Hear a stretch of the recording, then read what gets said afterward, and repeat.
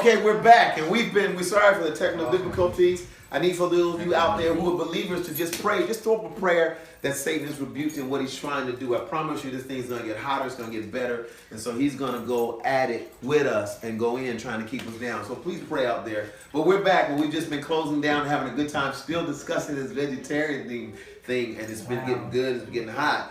Sophie's going to close out. She got one more point, and then we're going to bring Brother Norris up to give us our topic on whether or not we should have women pastors in the church.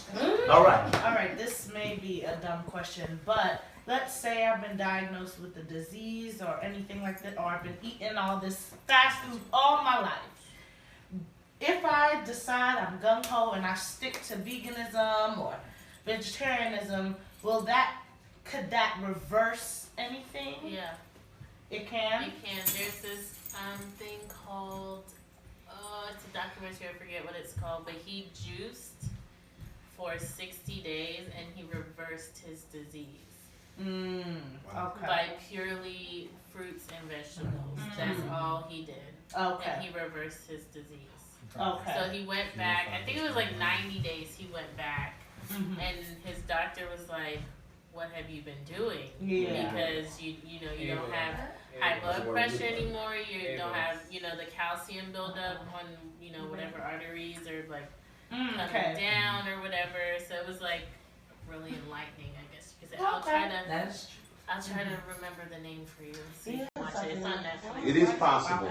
There's been several documented cases of people getting rid of cancer, all kinds of terminal diseases simply by making changes in their diet. Not always guaranteed. Sometimes it's just too late. Yeah. But there are times when God will move like that. Okay, here we are. We're moving on to our second one. Let's welcome warmly and kindly for Brother Norris Reese, and he's going to tell us what he's going to talk about. Hello, everyone. Hello. First of all, my brothers and sisters, I will be discussing the topic, women clergy in the church. First of all, if we go back to the origin of mankind, which is in the Bible, in Genesis, we know that God created man out of the dust of the ground. And then he breathed into man the breath of life, and then man became a living soul.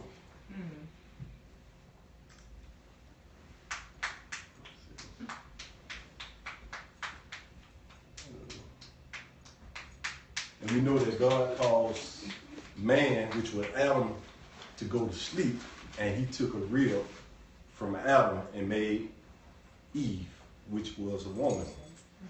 And it's a reason why God took that rib out of his side instead of his back. He could have took the bone from anywhere. He could have took it from the back. He could have took it from the foot. He could have took it from the head. He could have took it from the hand. He could have taken it from the elbow. He took it from the side because he wanted that woman to be by her man's side. Not to be behind, not to be underneath so he can trample upon her, but to be by his side and as his helpmate.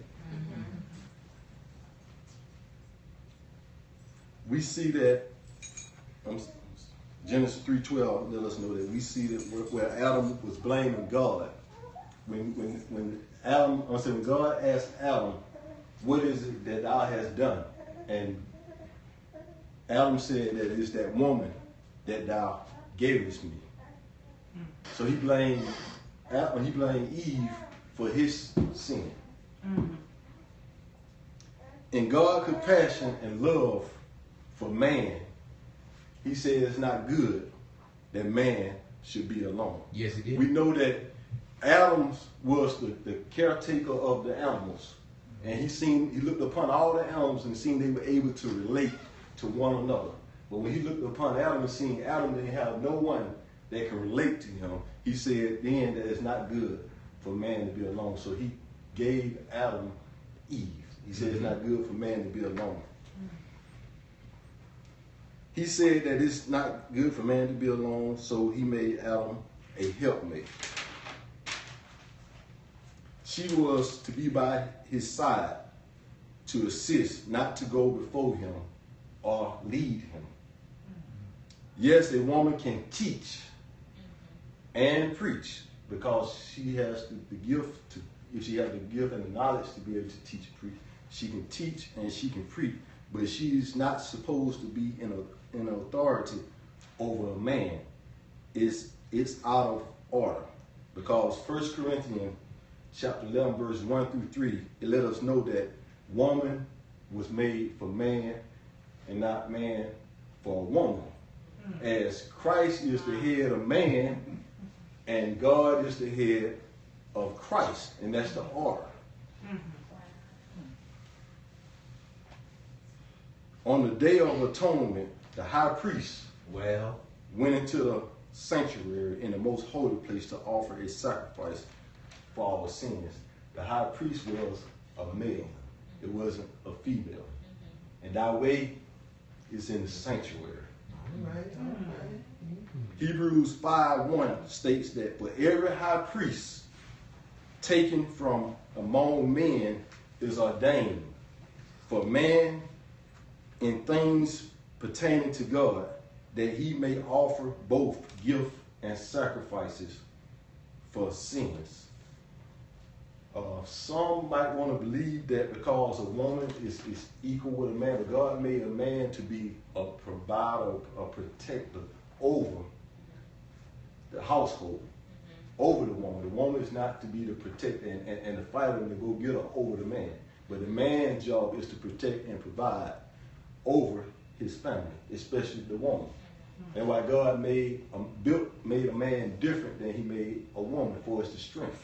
For a man to be able to hold, to tote the load.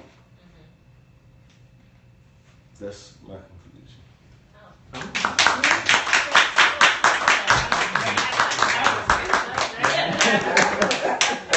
Y'all been slamming it, boy. Under 7 minutes. Y'all should have left it at 5. So, well, no, some of us gonna need 7. Some of us gonna need 7. But what? So you say that a woman shouldn't preside over a man. What if she's like an assistant pastor and not like senior pastor? You know, as far as clergy goes.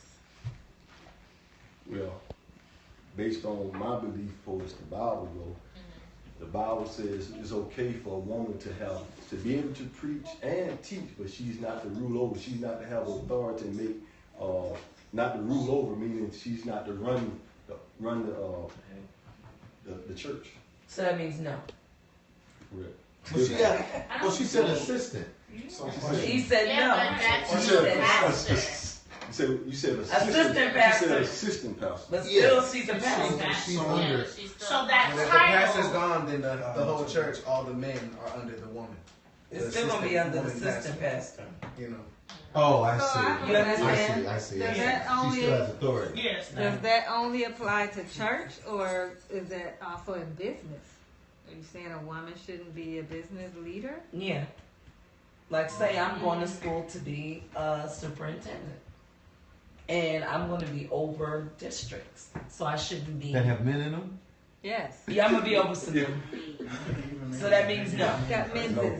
That means no? Yeah. For us, I'm saying over men. You talking about in church, or is that what I'm saying that We overall? we have a topic not too long ago about Hillary becoming the president. What she's going to.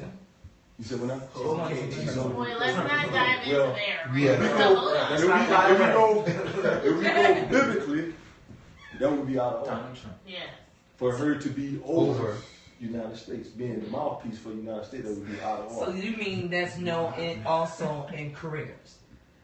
So say you met someone, you like someone, Norris, and she's over an organization, you would not court because she's over an organization. That's a good question. That's a good question. Yes or no? No. Wow. Wow. I'm saying, as far as being, That's your His belief now. He's defending. my personal belief. Wow. He's given scripture. He said that there was not thy way, O God, is sanctuary, which you guys all said, yeah, you took that in. Again, well, I guess we're bringing everybody out there, and not just Mr. Norris, but what your own business as a, well, I guess women who start their own businesses, most times they don't usually employ, well, the ratio of employing women over men is usually lower or higher. Yeah. But So women would should that only count? employ women. That's Because if you employ men, that's out of order. That is true. That according to what he's saying. Right. Yes. I don't think that's according to that. So- But that's if I had a still business, hard. I would have. So, if a woman has God placed on her heart to start a church, are you saying that God would never place that on her heart? Or if God placed that on her heart, she has would to have to find a find a man man. to lead it? Yeah? Yeah, she would. If she's going to follow the Bible and say, "Lord, you placed this on my heart. Now I need to go find the man to run the church." That's how you would feel, right? Yes. That would be in order. But then it wouldn't be her vision anymore. It would be the man's vision. Yes, her vision. Woman's not She's missionary. He's missionary. She be putting a man to run it. But so then that means she is the leader. Technically. She It's is still the her leader. church. Right. So this A is visionary not her, leader. Yeah, but Is it not her Not a church? missionary leader. So it what wouldn't be about her her church. vision though? What if the man? She okay. Wow. I think Now I I see think why the the feminist movement is so takeaway- strong. Sheesh. I think I see why the feminist movement is so strong. Jesus. The Bible says women no. are. Let me choose my words. Yeah. The Bible You says. got quite a few women in here. I'm going off with the presentation. Okay. The Bible says women are not to lead anything. Okay. Is that what we're taking away from this? Besides children. No, because he Technically. Children. Because Right. if she's leading something, Esther was she's a leader. over Esther was a teacher. men She was a teacher. that are also Yes. in that. Ruth was a teacher. That's what I'm saying. So But not necessarily the But leader. they weren't the principal of the school. No. Right? that's what I I'm think- saying. So she I'm can never be saying- principal. So she can never be principal because But she remember, has there's a many superintendent. teachers. Therefore, there's people who are above the principal. But hold on, but the So- principal runs the school. So Yes. Miss McCauley was out of order. Our whole Listen, but she Our doesn't. school was out of she- order. Okay, I have a Wow. woman principal, yes, but literally she doesn't write me my check. So the therefore, superintendent writes your check. the county. the county. The county. So Yes. yes, Cool. But the very cool. word- But the decisions that are made Right. for the school, For the school. It's from the principal. from the woman. Yeah. Right. So she's leading. under Right. the She's leading, superintendent's yes. And instruction. Yes. The very word principal means principal, the primary, Yeah. the primary person, So women shouldn't be principal according to his, according Defense. to the standard. I No. think according to Like his. any defense. major leadership roles, women should not have, basically. I Wait a minute. Let me make sure No. that's what you're saying, because your initial defense is women clergy. Yeah. That's what we just started with. Are you now translating that and blanketing that to women in any leadership role over a man? Originally, I was speaking of women clergy for us, the church, The church. for us being authority Right. over man. For Right. us running in the pulpit, she telling board, she calling board meetings, and she organized, telling who She's security and everything. right. That's why I was speaking of being a chief. Okay. Right. But so now, okay, we got I that. get But now, are you moving that? Are you moving that outside of the realms of the church into other areas, such as women principals, women that are mayors? I think that was when we said the way of the Lord is in the sanctuary. I He think made okay. that connection. But I think the argument against that would be look at how God used women in the Bible in general. Because they may not have, exactly, they may, But he said that. He said women can teach. They can Women teach. They can preach. right, But they Esther was can't rule. queen. She wasn't ruler, but She she was wasn't like, queen over the king, no, exactly, but she still had authority over the men. kingdom. Under the Exactly. king of the Exactly. kingdom. So when it's Okay. But But my argument to that does not. Man, That Here- comes back here- to the principle. Here's the fallacy. Never make this fallacy in the Bible. Never make this fallacy. For those of you that still have to continue to do your presentation, because I'm going to bring it up every time. Just because something was done in the Bible doesn't mean it was right. David had several wives and God never addressed it.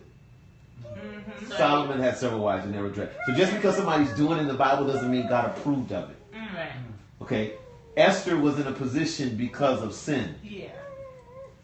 Because of the apostasy, because of the sin of people. She was placed. So, I mean, we have to eat meat now because of sin. When we originally started, we weren't supposed to eat meat, right? Yes. Okay. The ground is cursed now because of sin. So sin has caused a lot of things that God didn't address. And just because they existed doesn't mean that they're okay to do. So that would be my argument against what happened in the Bible. I think that also understanding what the gender role of a woman is that even though you might not be in a place of ultimate power, your job or whatever you do as a helpmate is still a place of power. You know what I mean? You might not have Right.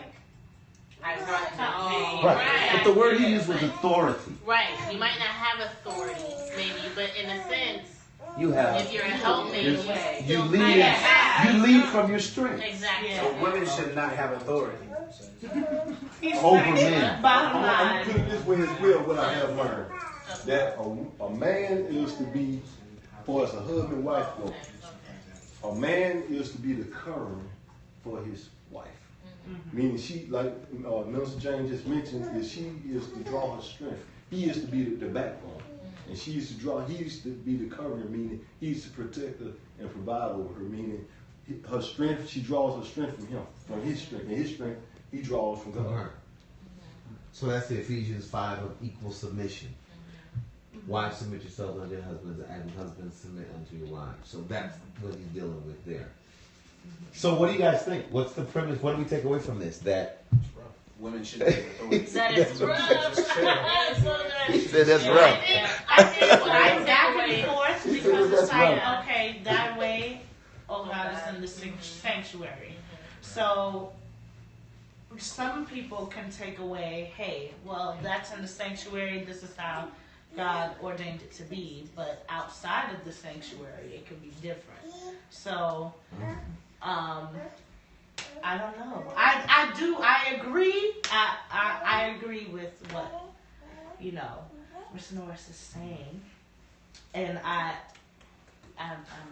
But what if it's a lot. I agree. I do. You don't sound and like just with what Ari was saying, but Ari was saying how, you won't have the title, but you will have some type of authority, but you won't have full authority. So I think it's just understanding your role. Yeah, I think honestly that's what it is. Because if we had a more feminist woman in here, we would probably be discussing it in a different way. Yeah, we would have. But she would have been asking all the questions I asked. Right, exactly. But I think it's understanding what God intended for the woman to be. Obviously, we can't ask him modern day, so I can't start my own business. Yeah, like what you What if she has the Holy Ghost? I said, what if she has the Holy Ghost? Well, she's supposed to. She's supposed to have Holy Ghost. But what if you're talking about the whole sanctuary thing, right? What if he's talking about the sanctuary meaning the church, you know what I mean? And us being the people, we are the church, right? So what if he's basically saying the sanctuary to mean the church to as a whole, like now? Oh, okay. So not even in a yeah, the church building. Yeah, not the literal building, but so if it's overall, then basically women aren't supposed to hold any type of authority at all. Yeah. And then it's because we all think differently. It then would be laid out to the question would be asked what is determined to be a place of authority, because the principal to the children is an authority, but maybe to the teachers is just a peer or just a little step above me. I don't think the teacher would say that. Colleague. Would you say that? Their principal is your peer? Or a colleague, I should say. No. Where's the principal your boss? Yeah, that's your boss. The New Testament says that the only requirement is that you must have the Holy Ghost. So that's what he means. What if she has the Holy Ghost? Okay. And But the New Testament didn't do away with the sanctuary, and the way of our Lord is in the sanctuary. And in the sanctuary, no women are high priests. So is Quest saying that because of the New Testament, the only requirement for ministry in authority is to be filled with the Holy Ghost? Well, that's in direct contrast to what Brother Norris presented tonight. I don't agree with that though. Because what if it's dealing with spiritual leadership, kingship. But you could say, like, say there's somebody that's a homosexual or something like that, and they're like, oh, I feel like I have the Holy Ghost, so then they go and try to start their own church. Well, Quest would probably say that the Holy Ghost would never say that to a person that's homosexual. Right. But what if they feel that though? Well, that's why you'd have a church.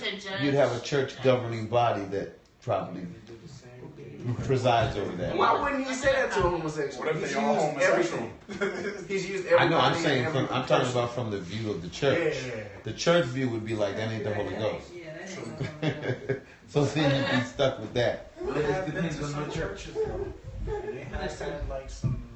So are we leaving here with the understanding that women, because he presented it from the Word. He gave his exegete from the Word. He laid it out. He talked about the rib.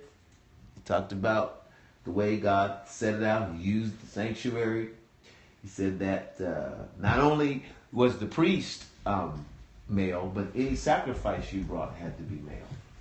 Mm-hmm. It had to be of male species. None of the priests in the Bible were male. Miriam, Moses' sister, was rebuked because she wanted leadership over Moses and Aaron. And so she got leprosy as a result and had to be put outside the camp. So there are some biblical examples of, but does anybody have, I mean, my man brought it from the Word. I mean, this was a debate at the General Conference session last year, which got approved. Still no women clergy in the church. So it's still ongoing. Where are you? Proverbs 31 explains basically the roles of a woman. Yes. To me. Yes. I didn't hear that in your argument. I didn't know if you were also defending or explaining what a woman's role is, but if you're just defending what a man's role is, then yeah, you explain that perfectly. But Proverbs 31 also explains the role of a woman, to me. Of course, there's plenty more, but this is what I've come across. So, What does it say? Is there leadership in there? What's up? Yes, a lot. Women use that proverb as the woman they want to be for their Virtuous husband. woman. Yes. Like the Virtuous virtuous woman. woman Yes. in life, but mostly I see women talk about that as far as who they want to be in a marriage in their family. Yes. So I've actually never seen women use that as an argument for authority. Yeah. Or the role that they should play with the man involved. Yes. Here's the question that I have for you, Brother Norris, as we close this down, and you guys can chime in. If you go to a church where there is a woman pastor who is in leadership, or a woman elder who is in leadership, how do you address her, and how do you respond to her? How do you interact with her? Do you call her Pastor Jackson? Do you call her Elder Jackson? When in Rome, do as the Romans do. Straight up. He's not gonna go. What? He's not gonna go. I'm asking the man. He's I'm not gonna go. asking questions. No, okay. Okay, and we'll hear that in a moment. I want to hear what my man has to say. You go to the church, you don't know that it's a woman pastor. You're there, we're visiting, and they introduce the pastor. She's Pastor Jackson, and she says, "Hey, how you doing? I'm Pastor so and so." How do you interact with I her? respond to her as sister such and such. I'm just saying. I respond to her as my sister. Right. No, for as well her last name, my sister. But I'm just saying, in past, I'm just saying, if I was to go to a church like that and not knowing, But I want to attend, I'll be visiting, and visiting without knowing Right. That is a woman pastor. But after I you know. know, So after you know, you would address you would still address her as You sister. wouldn't address her as her title. I would address her as sister. So you wouldn't call them pastor. Okay. And what about elders in the Adventist church? Do you call them elders? So and so. I have in time past when I didn't have full knowledge of. Okay, but now that you have knowledge, I call them sisters. your sisters so and so. When I talk to my sister from the island, I say sister. Sister.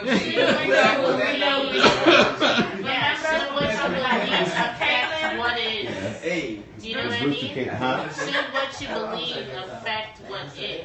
You know what I mean? Yeah. I mean, okay, I should ask that more Yeah. specifically. Yeah. Sorry, but if that is her title, calling her what her title is, does that affect what you believe? Like, does it negate it? I don't know. You have to ask him. I think that'd be. She might be offended. It's possible she might be offended because she's used to people calling her pastor such and such, such and such. I would call my first. I would call her sister. Right. But if she you was would offended, offend- No. But I'm saying if she's offended by it, would you change and call her pastor? I don't think so. Oh wow. Oh wow. That's a real answer, though. No, that'd be my first time saying it. So to to defend what you believe in, to defend what you believe in, you would offend someone. That's what you're saying. That's what a lot of people do. Is that the way that God would want to be defended? That's a good question. Well, didn't Paul or Peter offend a lot of people when he brought the news of Jesus? That's the news of Jesus, not your preference over whether or not you call somebody a title. Well, is that a preference though? Like the woman may feel like she worked very hard to get the title, you know, to get to where she is. She's faced a lot of she's gone against the current, if you will, because there are a lot of people. The majority of people have your view of women clergy. So in order to get to the title of women clergy, she had to go through a lot of people like you. You know what I'm saying? That were maybe more offensive than you. Wouldn't it be, if anything else, respectful to call her what she's earned? I'm gonna tell you like this: the church I once belonged to, and how they line up at the end for you to shake the speaker hand. It was a woman right there. And as I get ready to go out, I probably say that was a good sermon. Sister, not Sister so and so. yeah, sister. Right. That was a good sermon, not pastor sister.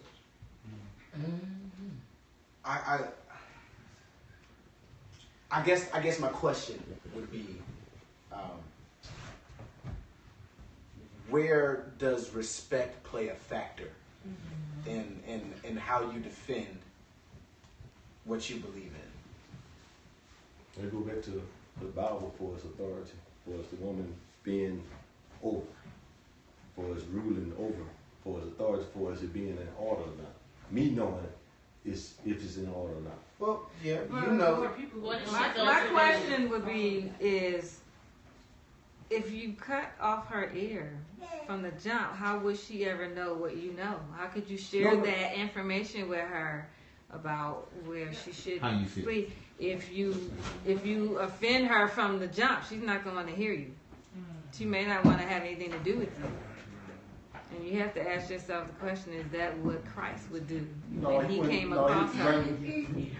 You're correct. He would not just automatically, but if I was in a position, I would work it out some kind of way to not offend her, but I wouldn't make it no habit of reaching her that way. For us talking to her and calling her pastor every time I see her, I'm referring to her. That we would kind of get some kind of understanding that she'll know that we'll know where one another coming from.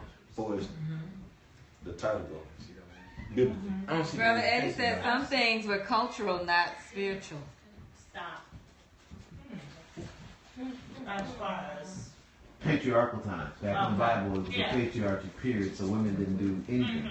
Yeah. So we're saying, so now that has changed. We're saying that the time has changed. Yes, the time has changed. But, Which brings me to a question for the class. Is Brother Norris, or I don't want to put him on the spot, are we dealing with a principle, a policy, or a practice? practice. Which one? Practice. Based on what he said, do you think you think we're at a principle, policy, or practice? I think from what he was saying, I think his principle is a woman shouldn't be over a man. I think that's the principle I think that's what he's trying to get. Okay, now, let me ask you a question. Now, remember, we were in class. Now, this is good. We're right here. A woman shouldn't be over a man. Is that statement alone, is that a principle, policy, or practice? It's policy, yeah. No, that statement by itself, a woman should not be over a man, is that a principle, policy, or a practice? Practice. I said principle. Remember, principles are very broad, policies are very specific, and practices go back to being broad again. It's a policy. Probably a policy. Yeah. Because it's not saying in what context, when, where, why. So what would be the principle of that? The biblical verse